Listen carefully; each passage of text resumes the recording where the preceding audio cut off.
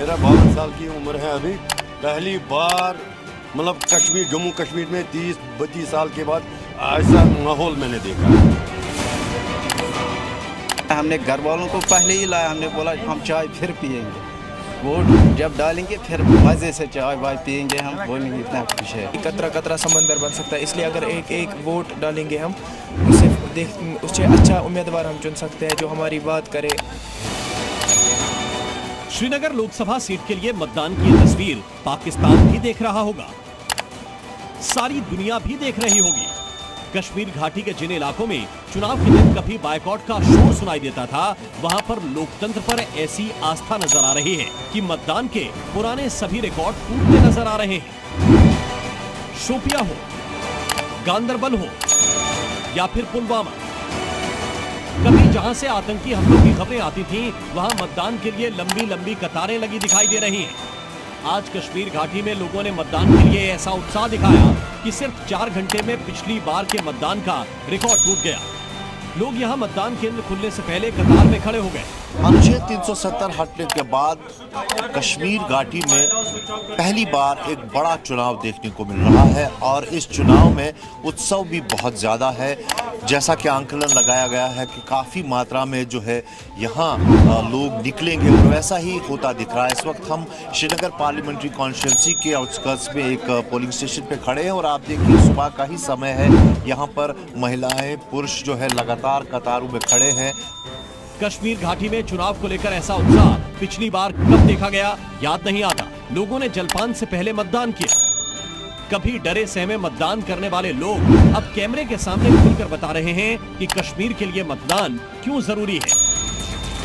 क्या लग रहा है इस बार एक दूसरी तस्वीर यहाँ से देखने को मिलेगी? जी, मुझे लग रहा है कि आज जितने भी स्टेट हैं उसका रिकॉर्ड तोड़ के कश्मीर का ज़्यादा परसेंटेज होगी। हमें अपना हक मिले, डेवलपमेंट हो जाएगी कश्मीर में, इसलिए हम अपना वोट जरूरी डालना चाहते हैं। आम लोगों के साथ साथ श्रीनगर में नेताओं ने भी वोट डाले। अब्दुल्ला परिवार की 3 पीढ़ियों ने वोट डाले और लोगों को वोट डालने के लिए जागरूक भी किया।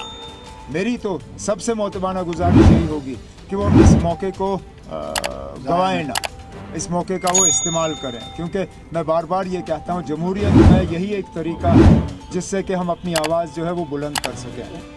श्रीनगर लोकसभा सीट के लिए श्रीनगर, पुलवामा, बडगाम, गांदरबल और शोपियां के 18 विधानसभा क्षेत्रों के 17,47,000 मतदाताओं ने 24 प्रत्याशियों के भविष्य का फैसला कर दिया और मतदाताओं का जोश बता रहा है कि लोकतंत्र का भविष्य उज्जवल है। Khalid Hussain, C media, Srinagar. तो श्रीनगर में जो रिकॉर्ड तोड़ मतदान हुआ है वो अपने साथ एक संदेश लेकर भी आया है और इसकी गूंज सीमा पार पाकिस्तान तक सुनाई देगी। जम्मू कश्मीर से आर्टिकल 370 खत्म होने के बाद पहले लोकसभा चुनाव हुए जिनसे संदेश दिया कि जम्मू कश्मीर में लोकतंत्र की जड़ें काफी मजबूत हैं। कई दशकों में पहली बार किसी भी अलगाववादी संगठन की तरफ से चुनाव के बहिष्कार का ऐलान नहीं किया गया। इसका मतलब है कि अलगाववादी मानसिकता खात्मे की तरफ बढ़ रही है। मतदान के दौरान हिंसा भी नहीं हुई, यानी आतंक पर सुरक्षा बलों ने नकेल कसी हुई। श्रीनगर का डाउनटाउन इलाका जो कभी पत्थरबाजी के लिए खासा बदनाम था, वहां पर भी भारी मतदान बताता है कि कश्मीर का युवा विकास चाहता है और विकास के साथ खड़ा है।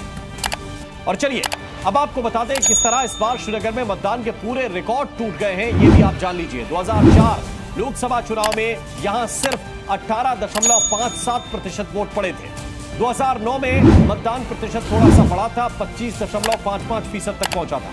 2014 में श्रीनगर में 25.86% मतदाताओं ने अपने मताधिकार का इस्तेमाल किया था और 2019 में सिर्फ 14.43%। जरा जानिए, 14.43% लोगों ने वोट डाला था और अब 2024 में अकेले 5 बजे तक ही 35.75% से ज्यादा मतदान हो चुका है और पुराने मतदान के सभी रिकॉर्ड टूट गए हैं।